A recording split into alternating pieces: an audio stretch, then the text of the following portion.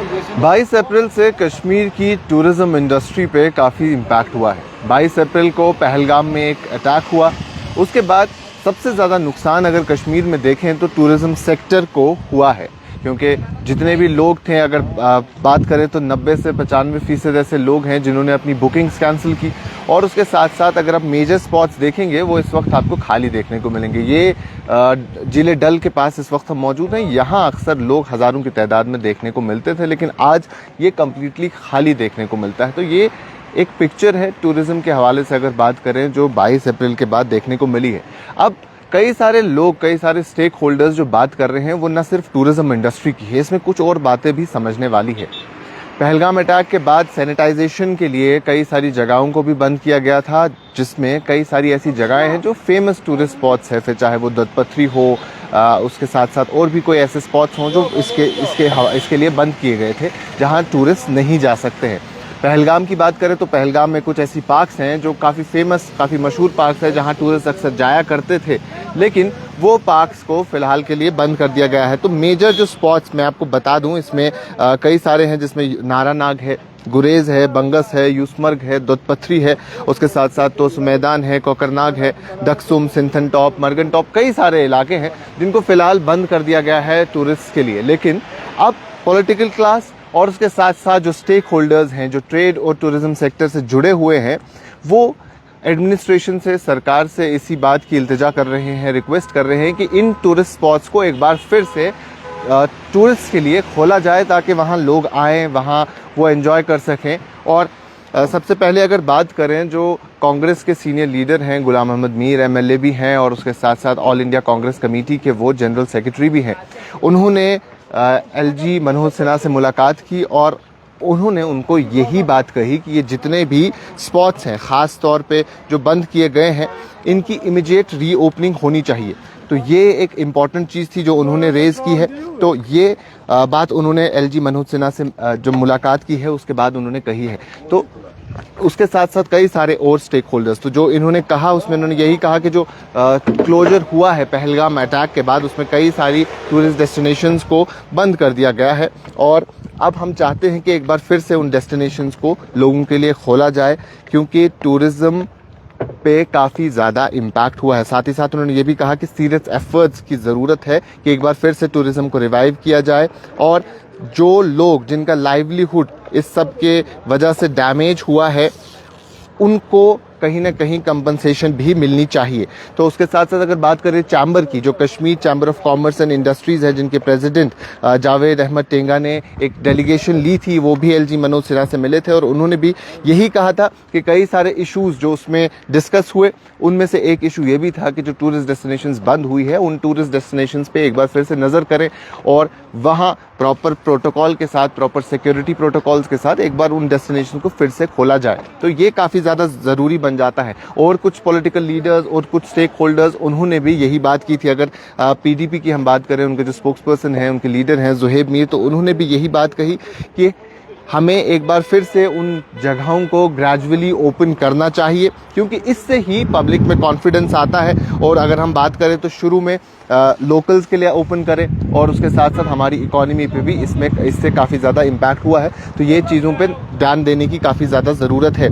और साथ ही साथ उन्होंने ये भी कहा कि 2019 के बाद पीस और स्टेबिलिटी की बात की थी। जब हम 48 डेस्टिनेशंस को बंद रखते हैं तो उससे एक डिफरेंट स्टोरी सामने आती है, एक डिफरेंट मैसेज सामने आती है। तो जो जगहें हमने आपको बताई वो कुछ जगहें इसमें हैं। और अगर हम 2021 से बात करें तो टूरिज्म स्टेक होल्डर्स का यही कहना है कि तकरीबन 3 करोड़ के आसपास टूरिस्ट को पिछले 4 सालों में देखा गया था जम्मू कश्मीर में, अगर जम्मू कश्मीर की बात करेंगे। तो वहीं ट्रैवल एजेंसीज़ का भी यही कहना है कि हम चाहते हैं गवर्नमेंट को कि एक बार फिर से वो इन साइट्स को रीओपन करे। ये एक लौता वे है जिससे हम कॉन्फिडेंस रिस्टोर कर सकते हैं लोगों में। वहीं अगर दूसरी तरफ हम बात करें, जो खबर हमने आप तक परसों कुछ दिन पहले पहुंचाई थी, उसमें हमने आपको बताया था कि इंडिया लेवल पे, ऑल इंडिया लेवल पे जो इंडियन ट्रैवल इंडस्ट्री है उन्होंने एक कैंपेन लॉन्च की है और उस कैंपेन का मोटिव है कि जम्मू कश्मीर में टूरिज्म को एक बार फिर से रिवाइव किया जाए। और इस कैंपेन का स्लोगन भी है चलो Kashmir, let's visit Jammu and Kashmir.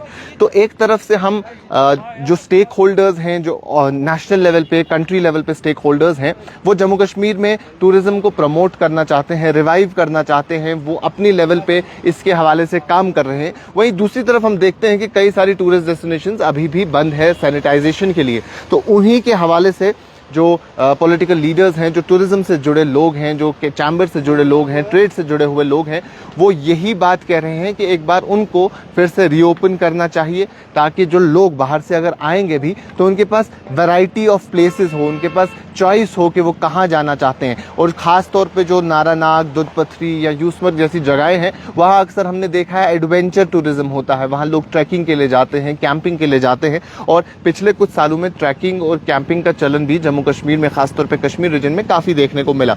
तो यही मैसेज कहीं ना कहीं जाती है कि ये अब टाइम है कि अगर जम्मू कश्मीर में टूरिज्म को रिवाइव करना है तो ये सही टाइम है। क्योंकि हम जब जिस भी स्टेक होल्डर से बात करते हैं तो उनका यही कहना है कि तकरीबन 90 से 95% लोगों ने जो जून तक की बुकिंग्स थी वो फिलहाल तो कैंसिल कर ली है, क्योंकि ये टाइम पीरियड अब अप्रैल से शुरू होता है टूरिज्म का और उसके बाद जून, जुलाई, अगस्त, सितंबर तक ये चलता रहता है। इन बिटवीन इसमें अमरनाथ यात्रा आती है और यात्रा के बाद जो ऑटम में टूरिज्म होता है, ऑटम में टूरिस्ट पसंद करते हैं कश्मीर आना, वो भी आते हैं। लेकिन फिलहाल 90% के आसपास आपको हर जगह खाली मिलेगी। जिस जगह पे हम हैं यहाँ भी एक वक्त 200, 250, 300 लोग आपको देखने को मिलते थे और अभी हार्डली 10 से 15 लोग आते हैं और उसमें भी कई सारे लोग लोकल्स ही रहते हैं। तो ये कुछ चीज़ें थी। उसमें अगर हम बात करें, प्राइम मिनिस्टर नरेंद्र मोदी ने भी कुछ दिन पहले एक मीटिंग की थी, हाई लेवल से रिव्यू मीटिंग की थी और उसमें भी उन्होंने कहा था कि हम चाहते हैं कि जम्मू कश्मीर में ऐसी कोई रिवाइवल स्ट्रैटेजीज हो पोस्ट पहलगाम अटैक, ताकि टूरिज्म इंडस्ट्री एक बार फिर से रिवाइव हो जाए। तो कई सारी चीज़ों पे नज़रसानी की जा रही है, कई सारी चीज़ों को देखा जा रहा है। जैसे हमने कहा कि अगर पिछले साल की बात करें 2024 में, तो तकरीबन 2.5 करोड़ के आसपास विजिटर्स जम्मू कश्मीर आए थे, जिसमें अमरनाथ यात्रा में, जिसमें फॉरेन टूरिस्ट की बात करें तो 65,000 फॉरेन टूरिस्ट थे। वहीं अमरनाथ यात्रा में आने वाले जो लोग थे वो 5,12,000 के आसपास थे। 95 लाख पिलग्रिम्स जो हैं वो वैष्णो देवी गए थे और उसके साथ साथ बाकी जो लोग हैं वो जम्मू कश्मीर घूमने के लिए आए थे। ऑन एन एवरेज 9500 टूरिस्ट आते थे हर दिन अप्रैल अटैक तक। यानी जो पहलगाम का अटैक हुआ, जो पहलगाम में अटैक हुआ 22 अप्रैल को, उस तारीख तक 9500 टूरिस्ट हर दिन जम्मू कश्मीर आया करते थे। तो एक बहुत बड़ा नंबर था। और अगर जम्मू कश्मीर की इकॉनमी के हवाले से भी बात करें तो टूरिज़्म भी इसमें काफ़ी हद तक कंट्रीब्यूट करता है। एक बहुत बड़ा सेक्टर है टूरिज़्म का भी जो जम्मू कश्मीर की इकॉनमी पे कंट्रीब्यूट करता है। और न सिर्फ बड़ी लेवल पे, जो बड़े बड़े होटल्स, अगर आप पहलगाम जैसी जगह पे आज जाते हैं जो एक वक्त फेमस टूरिस्ट स्पॉट अभी भी उसे हम कह सकते हैं, लेकिन अटैक के बाद वहाँ 90 से 95% आपको होटल खाली मिलेंगे। लोगों ने अपने जो एम्प्लॉयज़ हैं उन्हें भी जॉब से फ़िलहाल के तौर पर निकाला है, क्योंकि एवेन्यूज़ उतने नहीं रहे हैं, रिसोर्सेज उतनी नहीं है। जो लोग कमाया करते थे उनके पास अब उतना पैसा नहीं है कि वो स्पेंड कर सके, तो स्टाफ को रिड्यूस कर दिया गया है। अगर आप उन जगहों पे कुछ वक्त पहले तक जाते थे तो शायद आपको प्री बुक करना पड़ता था अपना कमरा 1 महीने 2 महीने पहले, तब जाके आपको वैकेंसी वहाँ मिलती थी, अवेलेबिलिटी मिलती थी। लेकिन अब आज के टाइम पे कंप्लीट अवेलेबिलिटी है। आप श्रीनगर के होटल जाएं, सोनमर्ग जाएं, गुलमर्ग जाएं, पहलगाम जाएं, जिस जगह जाते हैं, जाना चाहते हैं, आपको वहाँ अवेलेबिलिटी मिल जाती है। तो ये इम्पैक्ट आपको ऑन ग्राउंड भी नज़र आता होगा। तो ये तो एक लार्जर पिक्चर है जहाँ बड़े होटल्स हों, छोटे होटल्स हों, उनको इम्पैक्ट हुआ है। लेकिन उसके साथ साथ जो स्टेक होल्डर, जो स्मॉल लेवल पे काम करते हैं, जिसमें घोड़े वाला है, जिसमें आपका चाय वाला है, जिसमें आपका फ्रूट सेलर है, जिसमें आपका शिकारे वाला है, उनको भी काफ़ी इम्पैक्ट हुआ है।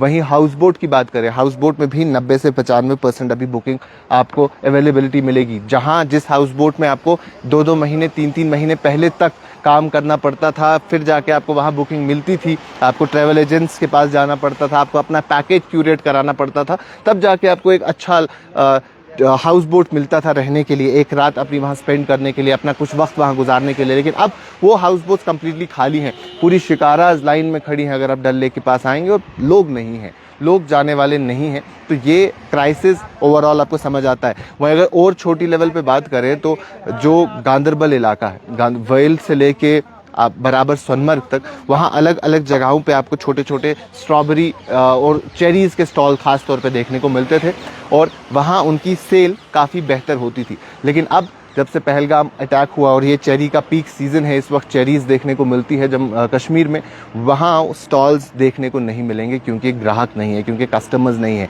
जो ऑन एन एवरेज 4 से 5 हज़ार चेरी के बॉक्सेस पर डे सेल किया करते थे, वहाँ आज हार्डली 1 से 100 के आसपास बॉक्सेस भी सेल होना काफ़ी मुश्किल हो गया है उनके लिए। तो जहाँ उनको एक बेहतर प्राइस मिलती थी, उनको ईजी हो जाता था, उनको ट्रांसपोर्टेशन कम थी क्योंकि गांदरबल में सबसे ज़्यादा प्रोड्यूस होते हैं चेरीज़, तो वहाँ वो बेचा करते थे। तो वो सब चीज़ें कहीं ना कहीं इम्पैक्ट हुई हैं। तो वहीं एक तरफ जो चलो कश्मीर जैसा इनिशिएटिव है, ख़ास तौर पे इसमें अगर हम बंगाल की ट्रैवल एसोसिएशन की बात करें, वो पर्सनल लेवल पे भी इसमें इन्वॉल्व है। तो काफ़ी सारे तकरीबन 2600 मेंबर की ये टीम है जो इंडियन ट्रैवल एसोसिएशन की टीम है। तो इन्होंने ये एक तरफ से कोशिश तो कर रहे हैं कि जम्मू कश्मीर में टूरिज़्म रिवाइव होना चाहिए, लेकिन अगर हमारी यहाँ ये बाकी सारी स्पेसेस जो कि पॉलिटिकल क्लास और स्टेक होल्डर्स कहते हैं ये भी खुल जाए, तो टूरिस्ट के पास एक बेहतर पिक्चर होगी कि वो कहाँ कश्मीर में जाना चाहते हैं, वो अपना प्लान अकॉर्डिंगली करना चाहते हैं। अगर कोई टूरिस्ट आज के टाइम पे पहलगाम जाता भी है तो उनके पास ज़्यादा जगहें देखने के लिए अवेलेबल नहीं होती है, ये वहाँ के लोगों का कहना है। वो पूरा दिन अपना होटल में स्पेंड नहीं कर सकते हैं इतना खर्चा करने के बाद। तो अवेलेबिलिटी रहनी चाहिए और यही ये तमाम स्टेक होल्डर्स, पॉलिटिकल क्लास के लोग LG से और उसके साथ साथ जो एडमिनिस्ट्रेशन है उनसे गुजारिश कर रहे हैं कि एक बार इस पे देखें, इसको समझें और अगर हो सके तो रीओपन ये साइट्स फिर से कर दिया जाए ताकि टूरिज़्म इंडस्ट्री एक बार फिर जम्मू कश्मीर में थ्राइव करे, रिवाइव हो जाए और जो यहाँ के लोग जुड़े हुए हैं टूरिज़्म सेक्टर के साथ इन वन वे और अदर वे, बड़ी लेवल पे होटल्स हैं या छोटी लेवल पे शिकारा वाले हैं या पोनी वाले हैं, घोड़े वाले हैं, हर एक अपना रोज़गार एक बार फिर से कमा पाए। अभी के लिए इतना ही। कैमरा पर्सन उमर डार के साथ शादाब गिलानी, कश्मीर लाइव, श्रीनगर।